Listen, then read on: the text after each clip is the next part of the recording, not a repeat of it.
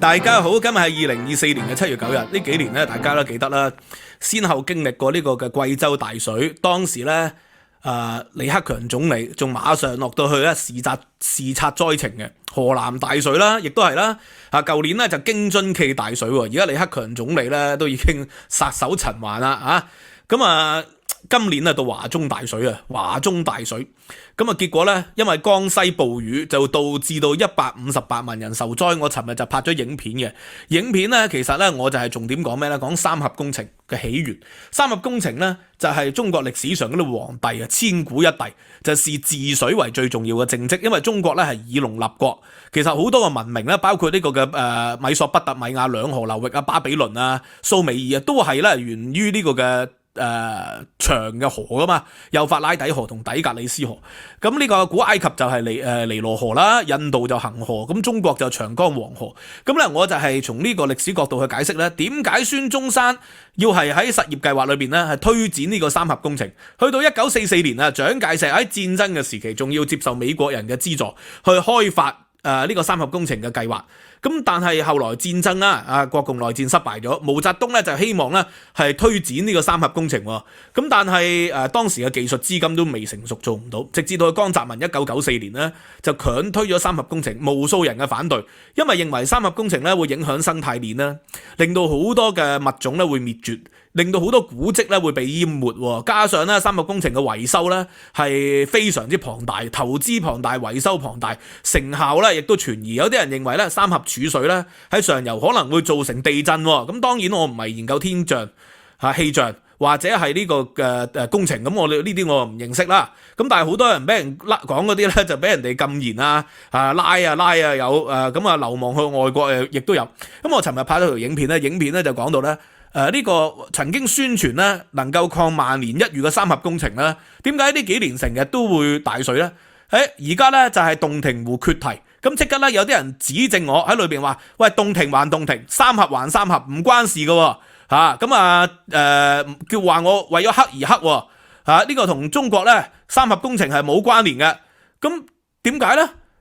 咩原因咧？咁我就以為自己講錯咗啦，係咪？三峽還三堤，洞庭還洞庭咧？而家決堤嘅洞庭湖嘅堤壩同三峽工程冇關。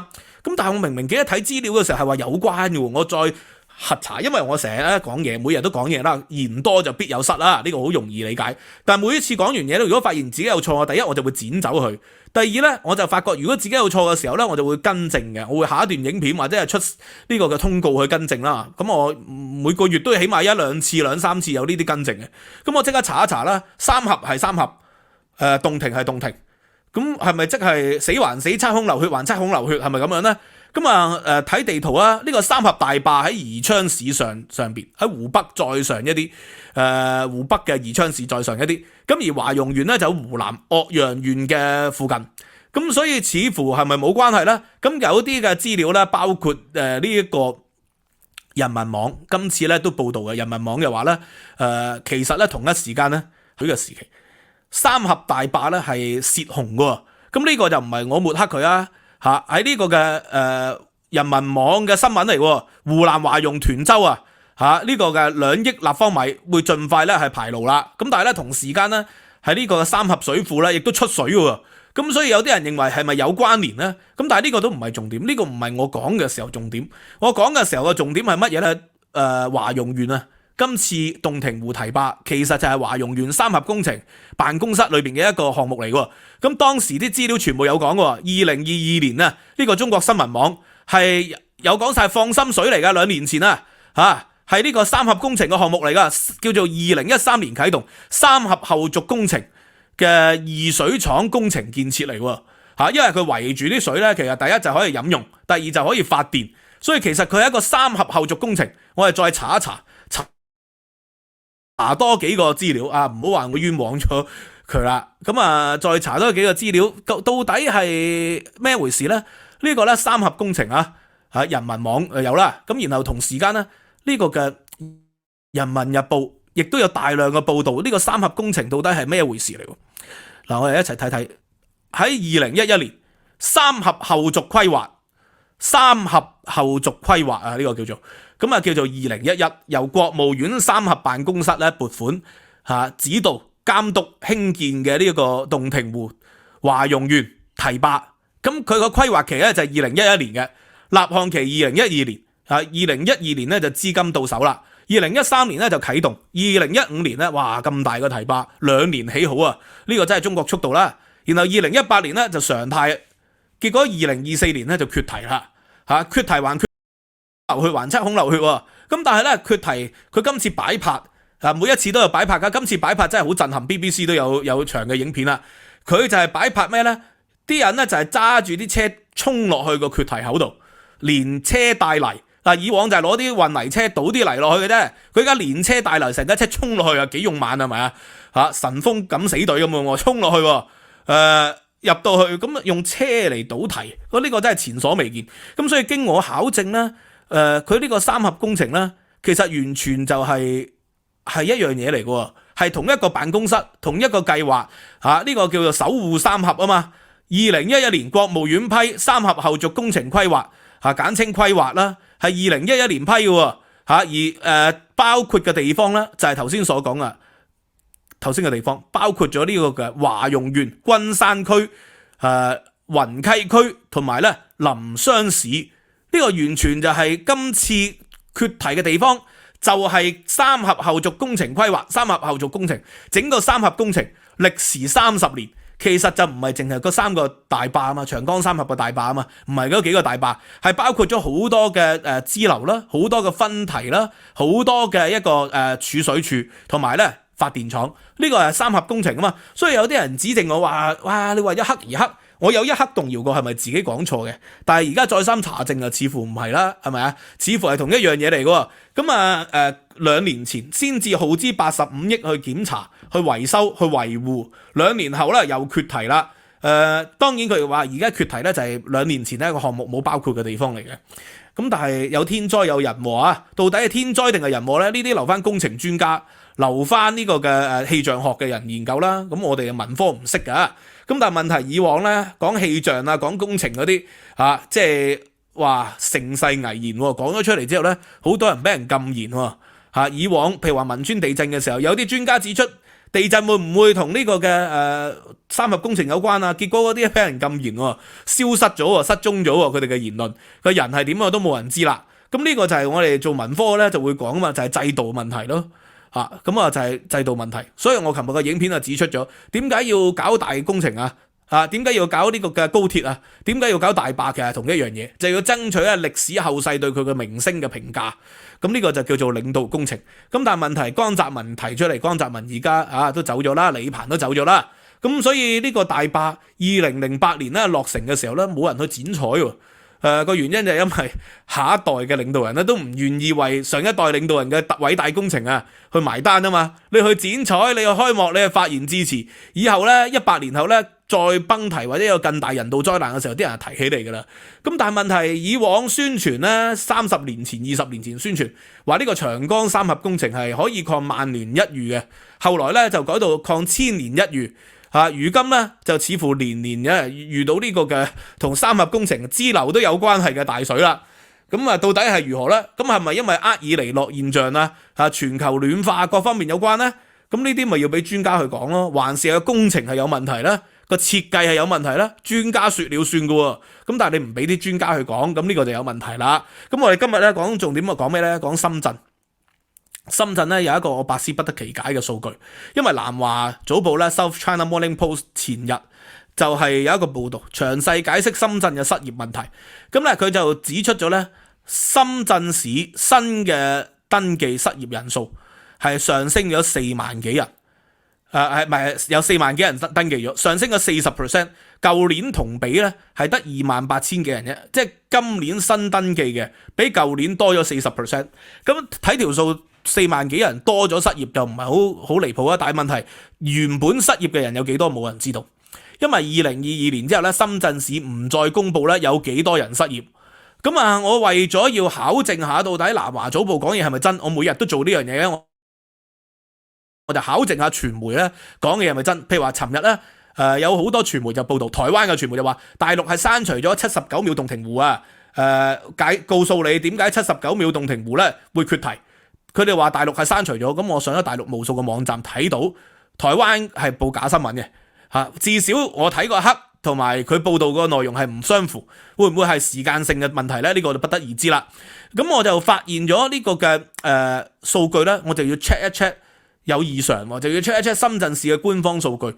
結果我撳入去深圳市嘅人力資源和社會保障局2024第一季度嘅業務統計，咁一撳入去之後呢，就發覺咗而家一齊撳俾大家睇，係404 no found 嘅，係睇唔到。係咪 VPN 呢？我試過用唔同嘅 VPN， 都係睇唔到嘅。用百度、用呢個嘅Google、Yahoo 都睇唔到嘅。咁我再 check 下，會唔會係其他原因呢？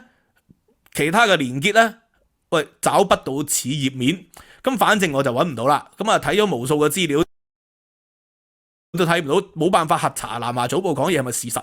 咁我哋只能夠根據南華早報嘅資料咧去睇。咁佢就係截咗圖嘅，呢個係深圳市嘅官方數據，呢個發現係升咗 40%， 但係咧城鎮新增嘅就業人口咧係又多咗嘅，即係咧多咗人失業，但係多咗人就業嘅，多咗 18.4% 嘅，多咗實際就業人口，但係都同時間多咗失業人口，係咪汰弱留強啊？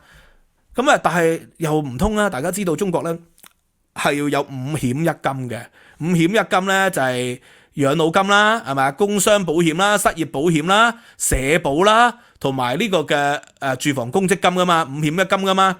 咁咧，你發覺條數對唔上嘅，點解咧？參加養老金嘅人咧係多咗 4.3%， 5險1金一齊供噶，參加養老金 4.3%， 但係咧參加工傷保險嘅人數咧係下跌咗 2.6%， 然後咧參加失業保險嘅人數咧，即係多咗人失業，咪應該多咗人領失業保險咯？又唔啱嘅，少咗 3.5%， 呢條數好似唔合理嘅，就咁睇上去而咧呢個嘅勞動人事爭議立案啊，鬧交多咗 7.0%， 同老闆鬧交，但係發覺條細呢條細數係對唔上，咁我就唔下結論啦，因為我睇唔到原始資料。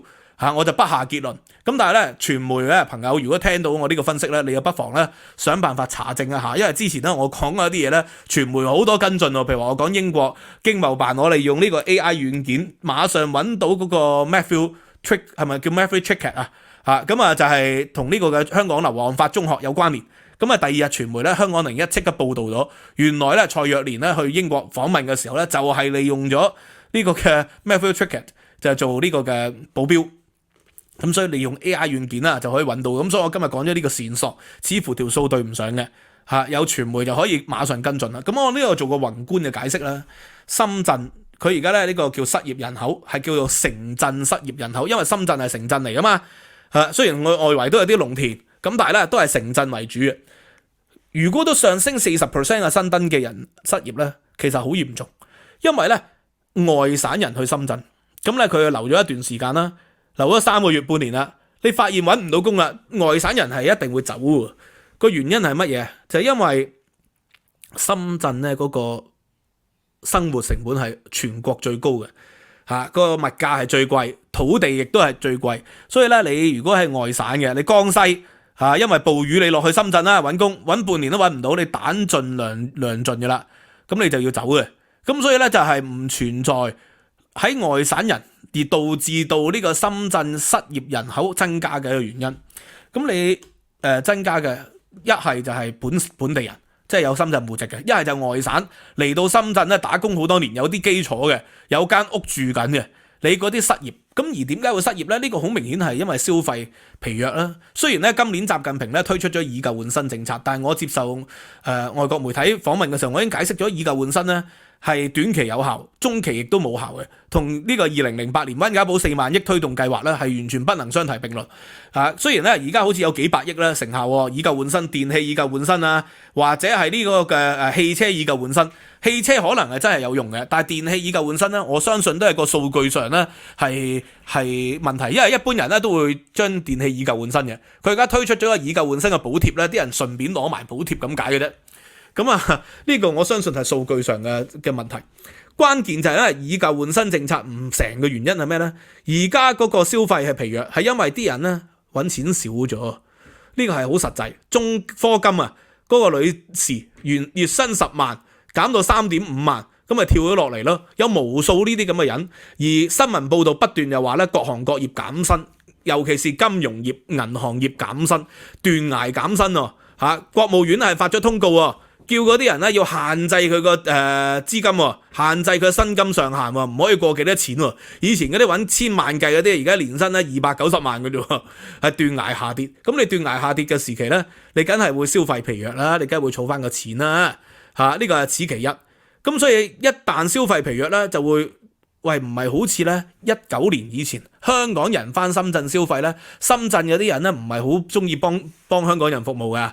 個原因係因為香港人俾貼士俾得唔豪爽啊！當年咧話你喺騰訊裏邊做嗰啲人俾貼士俾幾豪爽啊！馬化騰嗰啲手下買樓話即係唔使講啦，二話不說15萬一平、20萬一平照買用現金付。即係當年啲人係幾豪爽嘅，而家係時移世易啦。所以2024年咧，當香港人咧北上消費咧，你發覺大陸消費咧係好抵喎。第一啲嘢平咗啦，第二咧就係服務好好喎，就係因為咧而家香港人咧係成為咗咧深圳嘅消費主力啦，新力軍嚟啦嚇，同19年、18年嘅時期咧係此情不再。咁個原因就係因為大陸人咧，第一就係減薪。你睇翻我幾個月前嘅考證嘅片，我根據2024年嘅1月季度，當時咧就係發呢個嘅年終績效啊嘛。中國人嗰個年終績效喺今年第一季度係斷崖下跌咗10幾個 percent， 即係實際收入係下跌喎，因為第一季咧係最多錢噶嘛嚇，全年嘅績效就係第一季有發噶嘛，少咗10幾個 percent， 呢個係好嚴重嘅。咁第二咧就係因為樓價暴跌，深圳嘅樓價暴跌啦，好多10幾萬一平嘅幾年前一區10幾萬一平嘅小區，而家咧係得翻5萬一平、6萬一平，已經好好噶啦，有5、6萬一平嚇，咁有好多得3、4萬一平。咁其實你跌到咁犀利嘅時期，你又要供樓，你繼續供樓，但係你個樓價跌，即係代表咧將來賣層樓出去咧，你就會蝕大本。你明知你將來咧個身家會縮水嘅，你梗係會減少消費啦。你減少消費咪導致失業增加啦？呢個好容易理解啊嘛，通縮噶嘛嚇。咁加上咧股票亦都下跌，中國咧而家3跌啊嘛。第一就係樓市暴跌，第二就係股票下跌，第三咧就係呢個嘅人民幣下跌。人民幣下跌嘅時期，你嘅消費你都係疲弱咗啦，你必然係咁樣噶嘛。你去外國消費亦都唔敢大刀闊斧啦嚇，你留翻喺本地消費咁都係好事嚟嘅。咁但係問題留翻喺本地消費，你個樓又跌得咁傷，所以啲人係唔願意消費啦。而家深圳唔願意消費，自然會導致個失業率增加，呢個係好合理嘅。咁但係唔係喎，深圳號稱係中國4大城市北上廣深之一啊，甚至乎係之首添喎，因為有華為又有 DJI 有騰訊，有好多嘅巨型企業喺嗰度喎。咁但係嗰啲巨型企業咧，又本身佢哋賴以為生嘅就要問銀行借錢去做生意。咁而家啲銀行咧就因為恒大、碧桂園、佳兆業、花樣年一倒下，借咗好多錢，起咗好多爛尾樓，而家還唔到喎，回唔到籠喎。所以銀行咧係第一批係即係大幅減薪係銀行啊嘛。佢除咗減薪之外，佢仲要收緊借貸。收緊借貸咧，其他嗰啲明星企業咧、龍頭企業咧就冇辦法啦，因為中央咧就要下死指令要借錢俾佢哋。但係啲2、3線企業咧，佢哋就冇辦法啦，可能借唔足貸款，借唔足錢，佢哋咪只能夠收縮生意咯。所以而家深圳係第一步。而家香港咧，李家超就話執10間，開16間，不斷執笠就不斷開。香港嘅失業率好似好低咁喎，咁係啊，而家好似香港失業率係低嘅。但係如果深圳嗰個消費咧越嚟越疲弱，咁深圳啲嘢越嚟越平啦，香港人咪繼續北上擴大消費啦，咁香港嘅消費又更少，香港執笠又更多，所以最終咧其實而家深圳經歷嘅嘢，相信係好快脆1-2年內香港就會面對噶咯即係你北上消費，你一定會導致到本地消費更疲弱噶嘛，本地消費疲弱唔執笠。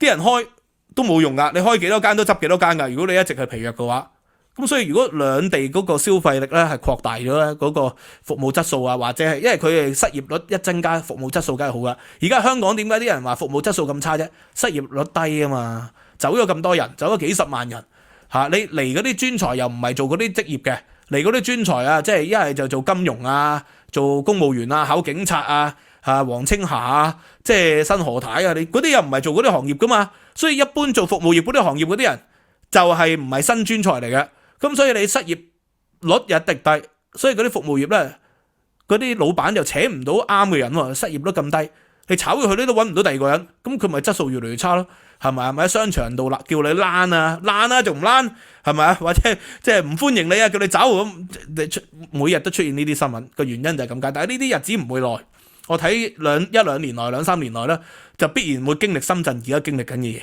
好嘛，今日嘅分析講到呢度啦，希望大家喜歡啦。收費平台 Patreon 仲有參考資料，有中國近代史課堂喎。啱啱上個星期咧就講咗呢個嘅南京政府蔣介石北伐當時嘅局面。咁啊下個禮拜個課堂咧就會繼續講呢個嘅